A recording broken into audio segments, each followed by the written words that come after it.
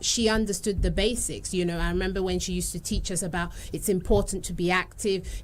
She wasn't telling us to go to the gym, obviously, but she was telling us we need to do housework because that's a part of being active, and also about eating healthy. And I look at her life and the way she died, which is probably how we would all want to die, is like of old age and not necessarily of illness. And she wasn't a slim, skinny woman. She had body. I wouldn't say she was oversized, but she was healthy and strong in her own way. And I think our food has evolved for that culture, which was active. People used to go to the farm, etc. We don't do that anymore. A lot of us, like you said, especially if you're someone that's maybe unfortunate is not the right word, because some people probably are fortunate, especially if you're someone that does the desk or an office job and eating that kind of food. So it is I think, like you asked the question in terms of, is it a case of just exercising more? I think, yes, we need to do more exercise, but I don't think it's just about that. I think we also need to adapt our lifestyle. So in the book that I wrote, Truth About Health Exposed,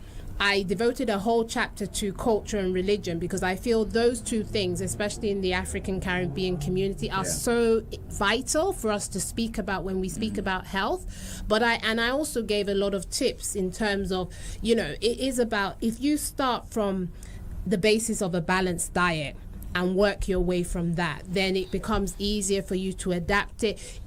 And I also have a podcast, the Matitia podcast online, where I give a lot of tips. So one of the episodes that a lot of people really liked was one where I talked about how to be healthy through 9 to 5. If you're working, if you've got a desk job, things you can do in between to make sure you're active, to make sure you're still burning energy, kind of thing.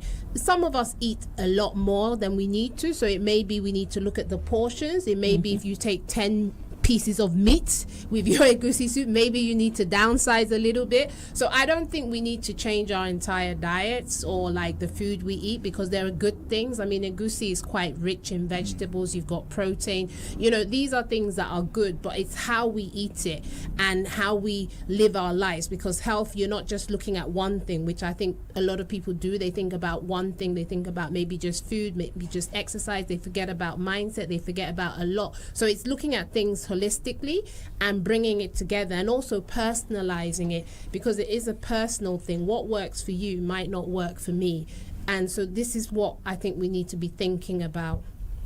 Okay, you can